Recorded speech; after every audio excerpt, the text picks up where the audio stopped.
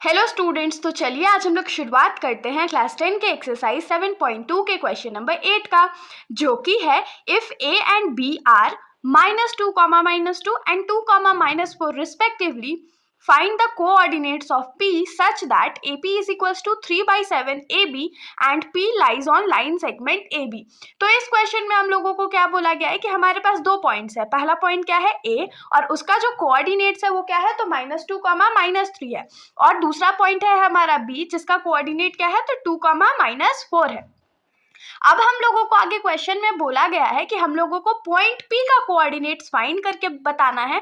और कब बताना है? जब AP जो होगा वो किसके बराबर होगा, तो 3/7 ऑफ AB के बराबर होगा। और एक एक्स्ट्रा इंफॉर्मेशन क्या गिवन है हम लोगों को कि P पॉइंट जो है वो लाइन सेगमेंट AB के ऊपर लाई करता है।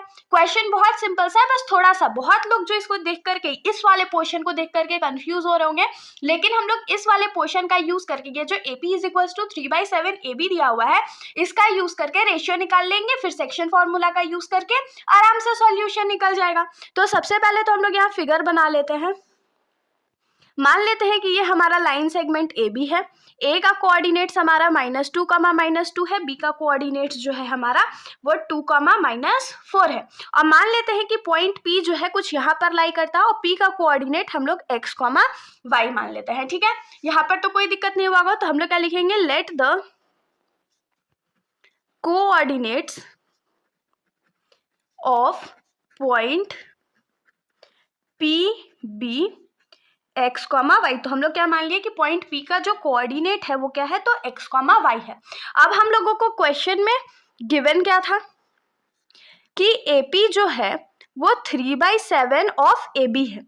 तो AP जो है वो 3/7 ऑफ AB है। ठीक है, अगर हम लोग इसको थोड़ा सा अरेंज कर ले तो ये क्या हो जाएगा, AP/AB is equals to 3/7। AP/AB का मतलब क्या हुआ, AP जो है अगर उसको हम लोग AB के रेशियो में निकालेंगे तो कितना आएगा, 3:7 आएगा। कि मतलब कि AB जो है वो टोटल लाइन है ना, तो टोटल पार्ट्स कितने हैं, 7 है, और AP उसमें से कितना पार्ट कंटेन करता है, तो 3 पार्ट कंटेन करता है। लेकिन हम लोगों को सेक्शन फॉर्मूला यूज करने के लिए यहाँ पर क्या चाहिए होता है, AP और PB का रेशियो चाहिए होता है ना, डिवाइडेड लाइन सेगमेंट का रेशियो। तो हम लोग इसको निकालेंगे कैसे, बहुत सिंपल सा है। सबसे पहले तो हम लोग इसको रेसिप्रोकल कर देते हैं। तो ये क्या हो जाएगा, AB/AP इज इक्वल्स टू 7/3। इसमें कोई दिक्कत नहीं है।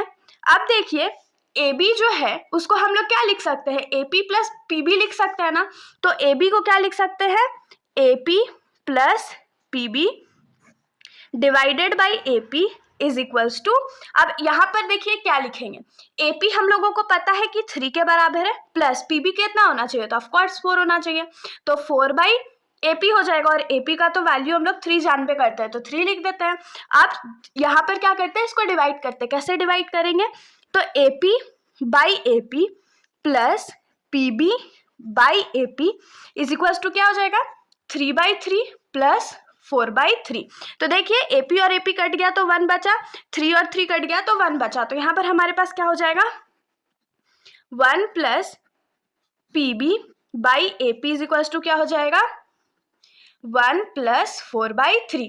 तो देखिए LHS में भी हमारे पास 1 है, RHS में भी हमारे पास 1 है, तो दोनों को हम लोग कट आउट कर देते हैं। तो यहाँ से क्या मिलेगा, PB/AP का जो वैल्यू है वो क्या मिल जाएगा, 4/3 मिल जाएगा। और ये 4/3 मिल गया तो हम लोग यहाँ से क्या लिख सकते हैं, रेशियो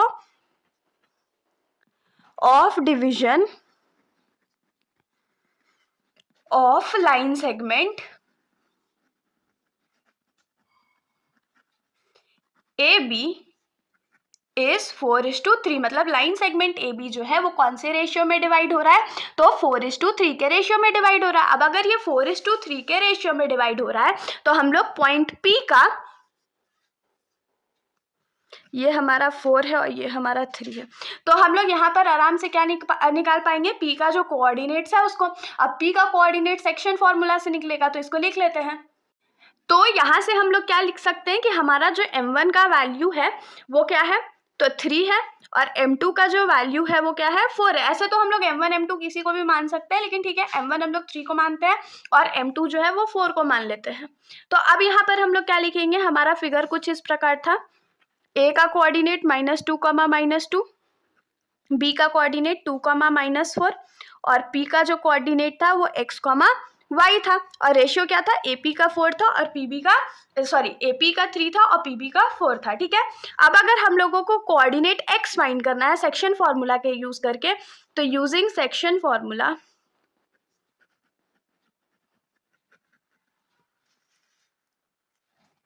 तो सेक्शन फॉर्मूला यूज करेंगे तो x का वैल्यू जो होगा वो किसके बराबर होगा, तो m1 into x2 plus m2 into x1 divided by m1 plus m2।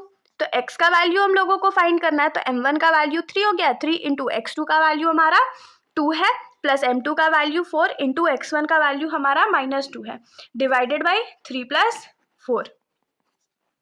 तो ये क्या हो जाएगा, 3 2 जा 6 प्लस माइनस माइनस 4 2 जा 8 डिवाइडेड बाई 7। जब इसको हम लोग सॉल्व करेंगे तो ये क्या हो जाएगा, -2/7, मतलब कि x का जो कोऑर्डिनेट है हमारा वो क्या आ गया, -2/7 आ गया। अब सिमिलरली हम लोग क्या करेंगे, y का कोऑर्डिनेट फाइंड करेंगे। तो y का कोऑर्डिनेट फाइंड करने के लिए क्या हो जाएगा हमारा formula, y is equals to m1 into y2 plus m2 into y1 divided by m1 plus m2। तो m1 का वैल्यू तो हमारा 3 था, इंटू y2 का वैल्यू हमारा क्या है, -4 है, प्लस m2 का वैल्यू हमारा क्या है, 4 है, इंटू y1 का वैल्यू हमारा क्या है, तो -2 है, डिवाइडेड बाई 3 प्लस 4। तो माइनस प्लस माइनस हो गया और 3 4 जा कितना होता है, तो 12 होता है, माइनस प्लस फिर से माइनस हो गया, 4 2 जा 8 हो गया, डिवाइडेड बाई 7। तो ये क्या हो जाएगा, -20/7। तो यहाँ से हम लोग क्या लिख सकते हैं कि y का जो वैल्यू है वो क्या हो गया, तो -20/7। तो हम लोग लास्ट स्टेटमेंट लिखेंगे, hence coordinates of point P is, क्या हो जाएगा कोऑर्डिनेट, तो x के जगह लिखेंगे -2/7 और y के जगह लिखेंगे -20/7। ये हमारा आंसर हो गया। तो इसके साथ हमारा ये जो सॉल्यूशन है यहीं पर ख़त्म हो जाता है। अगर आप लोगों को कोई भी डाउट हो तो आप लोग बेशक कमेंट सेक्शन में पूछ सकते हैं, वरना अगर आप लोगों को वीडियो अच्छी लगी तो वीडियो को लाइक करिएगा और मेरे चैनल को बिना सब्सक्राइब करे कहीं भी मत जाइएगा। Thank you.